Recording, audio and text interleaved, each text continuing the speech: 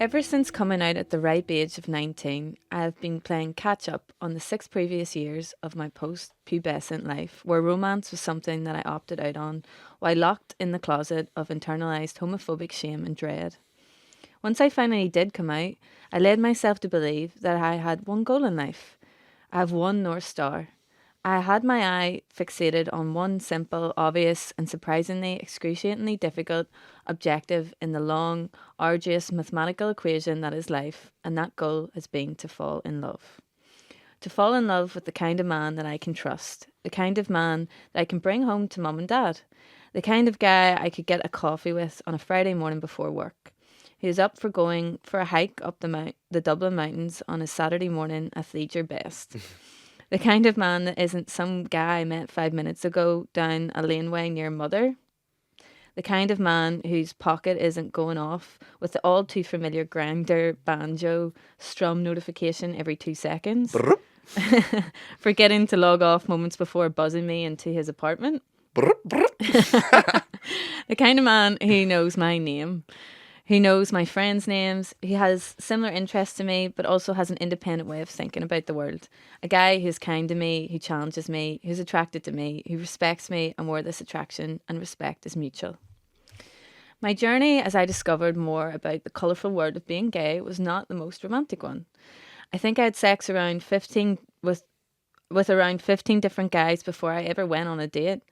I didn't really think that as a boy destined to become a gay man, I would ever be destined to fall in love. I saw falling in love and being gay as being mutually exclusive entities. I didn't believe that I was worthy of an emotional connection with a guy. I think the barreled up years of silence, secrecy, and repression caused me to never want to expose myself emotionally to anybody else. I didn't want to display any figment of vulnerability or weakness to another guy because I didn't want to expose myself to such feelings. For my first couple of years of self-discovery, I compartmentalised my sexual relationships, mostly hooking up with guys at least 10 years older than me, or who I knew I'd never see again, manufacturing this gulf between me and these men, or these insignificant others.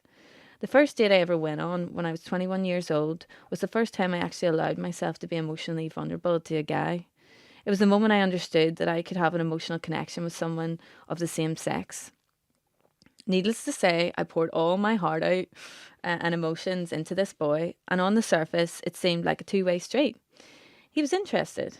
I had a screenshot of a text he sent me saying that he wanted to share every moment with me, that I read over and over again in the months that followed our first and last date, where he spontaneously kissed me on the street hours before flying back to Lisbon for Christmas, only to never come back to Dublin again, find his stuff home in boxes and starting a relationship with his childhood friend back in Portugal. They're still together. This kind of disappointment and confusion after a date, where you realise that it isn't going to go anywhere in spite of the chemistry appearing to be well and truly there, is something that many of us experience. It's the kind of heartbreak that isn't really a heartbreak, but the sting is still raw. One could argue that it gets easier as you get older, but at the time, it consumed every single moment of my day, my thoughts, and my heart. It was the first time I brushed with love, and it put me off dating for a year. My whole entire learning and discovery about gay romance until meeting the Lisbon letdown, which is what we all call my first date, has been largely influenced by pornography and gay dating apps. Any of the resources that I relied on to learn about love, about mutual compassion, desire, and reciprocal trust and affection between loving partners were largely grounded in this heteronormative narrative that felt alien to me. And instead of assuming that this type of bond was something that I could assess, I subconsciously ruled it out as something that gay men never experience, or at least that it was much rarer novelty for our tribe. Then there were the semblance of love, the extremely emotional but emotionally unavailable guys in my life that lasted more than a month. There were the narcissistic assholes whose narcissism, bravado, and arrogance was something that I mistook for attractive confidence, and whose company my ego relied on for further confidence and validation, only to learn after a few short weeks or months of dating that I was nothing but an ego boost for them, to be dumped for the next best thing in their life, or to be tossed to the side so that they could focus on themselves, or worst of all, because they couldn't shake the fact that they were afraid of hurting me in the future. These semblance of love are also commonly known as fuckboys, wastes of time and disappointments. And of course, there have been the most attractive of all, the flawless types, to whom I throw all my shit at the wall with. The ones with whom I can be 100% myself. The guys with whom I can imagine spending the rest of my life with. The guys whose pillow talk feels like therapy. The one who knows me so well despite spending such little time with me. The guys who mean the world to me. The guys who maybe I did love, maybe I do love, maybe I could love. These, of course, are the geographically unavailable types.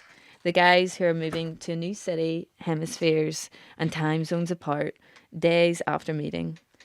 The guys who I leave behind as I myself move to a new city. The men who are passing through. The guys who have nothing to lose, with whom I have nothing to lose. The ones that will never work out. The ones that are worth it just for one night. These are the logistical impossible situationships I managed to get myself stuck in. They are equally heart-thrilling and heartbreaking. They come with so many challenges, endless obstacles, too many details, too much excitement, circumstantially not destined for love. This quest to fall in love has been tiresome. It has pierced the heart in so many ways that I am actually just tired, jaded, exhausted. I remember being out for a walk with my friend Dawn, puffing on the last of my rollie, holding back the tears while venting about a relationship which had ended in disappointment. Sighed to her that I had so much love to give in this world and felt that I was receiving none in return. I was not even planning on getting up and speaking tonight, because despite setting the theme of love, I felt that I had nothing to say about love, as I have yet to find it. But then I paused to think for a second about the life I have lived and realised that every single moment that has built out my life these last 27 years has been injected with love. I think about the time my best friend Alex stayed with me for 10 days when I tested positive for COVID 2 days before Christmas, despite testing negative himself, because no one should be forced to spend Christmas alone. I think of my childhood home best friend Anya, who I've known for 15 years, who I rarely see, but when we do see each other, our conversation naturally slots back into place, chatting and catching up as though we saw each other a week ago. I think of when our dear friend Jess from college suddenly lost her beautiful brother. At least 50 of us dotted across the world pitched in to buy her a KitchenAid so she could continue excelling in baking, a hobby that she began to hit the ground running with as a way of coping with grief and loss. Or the time my housemate Ellen stayed with me in the rapid HIV testing clinic one Sunday morning in New York when I had an anxiety attack weeks after having unprotected sex. Who didn't bat an eyelid when I went to the bathroom 16 times, shitting my insides out as my bowels started quite literally beating the living crap out of me with the histrionic stress of potentially testing positive. Obviously, this was way before I knew about the advancements in HIV treatment and U equals U.